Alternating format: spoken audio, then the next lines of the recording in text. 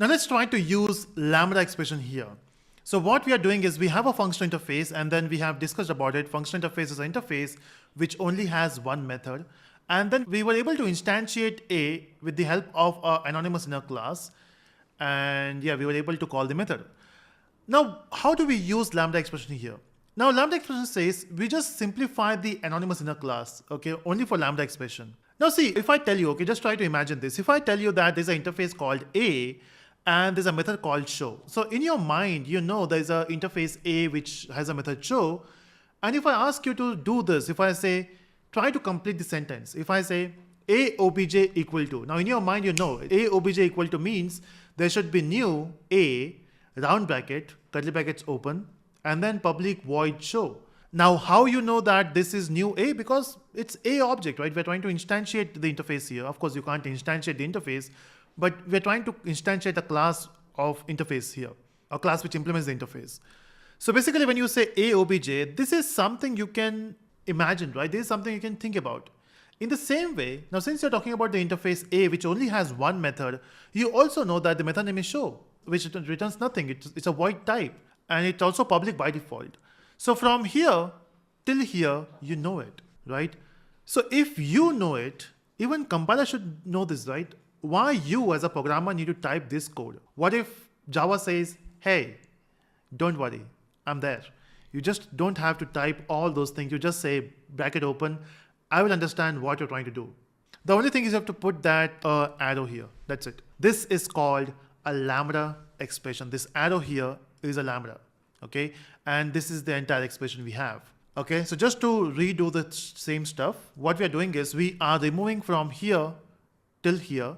And since we are removing this one curly bracket here, we have to remove this one as well. So first let's remove that curly bracket, and then we'll remove the entire part from here.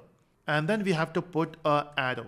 So by doing this, we are asking our compiler, hey, I will not type the code. I will simply say A obj equal to, it's your job to complete the sentence. See, behind the scene, the compiler will do it for you. It's there. Behind the scene, new A, public void show is there. It's just that syntactically, the code is getting reduced. This is called a syntactical sugar, right? Where you are reducing the code. Okay, so this is how it looks like. And also, if in this method you only have one statement, see, if you have multiple statements, you need curly brackets. But if you have only one statement, you can skip that as well. In fact, you can skip the semicolon as well because it's not doing anything. And you can write everything in one line. And look at the beauty. You can reduce the code just like that. And I know you still have that doubt in your mind. Will this work? Let's try. And it's working. You see that this is Lambda expression.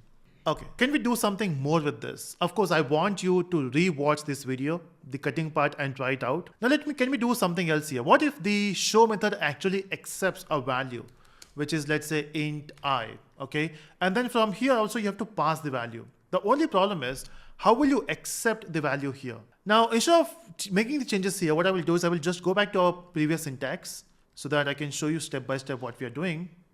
Okay, so again, I'm passing an integer I here, and then we have to pass the value here. Now, this is not a method which is not taking any parameter. We are taking a parameter, so you have to accept it here as well. So you have to say int I on any variable name, doesn't matter. And then whatever you want to do with that variable, that's your choice. Let's say I want to use it. It's your choice if you want to use it or not. But I'm printing in show I, the value, whatever the value of I is, which is 5 in this case. Let's try to run this code to see, is it working? Yeah, it is working. You can see we got 5. Now, can I use a Lambda expression here? And the answer is yes. What you can do is, again, from here till here, we don't need that. And we can remove this curly brackets as well. The only thing you have to do is you have to put an arrow here. We don't need the semicolon. We can just put everything in one line. And that's what we have done. And yes, even if you have variables, you can do that. Not just one variable. If you have multiple variables, you can put multiple variables here. Let's say int j as well. And then here also you can accept int j. It's just that you have to pass 2 values, let's say 5 and 8. We're not doing anything with j, but it's your choice if you want to use it or not. As of now, we are working with only one variable, so let's stick to that. Let's pass only one value, and let's write only one. Let's see if this works. Compile and run. It works. You can see that we got in show 5. Now there's one more thing. You don't even need to mention the type of the variable. You know why? It's because we have mentioned it here, right? When you know that the variable type is int, why to mention it? Okay. And one more thing, if you have only one variable, you don't even need this round brackets. You can simply mention the variable name here. Oh, we have reduced the code so much. Okay, so let's try to compile this code and run. It works, right? Now, let's do something more with this. Now let's say, what if you have a method which returns something?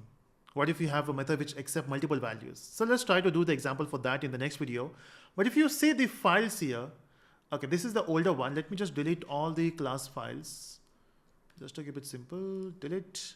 And let's recompile the code here. Compile. The moment you compile, you can see it is creating only two files, a.class and demo.class. Of course, behind the scene, there is an anonymous class, but it is not creating a class file for you. So it saves the amount of files which you create. Of course, the demo.java file will be quite heavy now. If you compare the file size before using Lambda expression, after using Lambda expression, the demo file size will increase, but it will not create a new file. Okay, so less files to manage.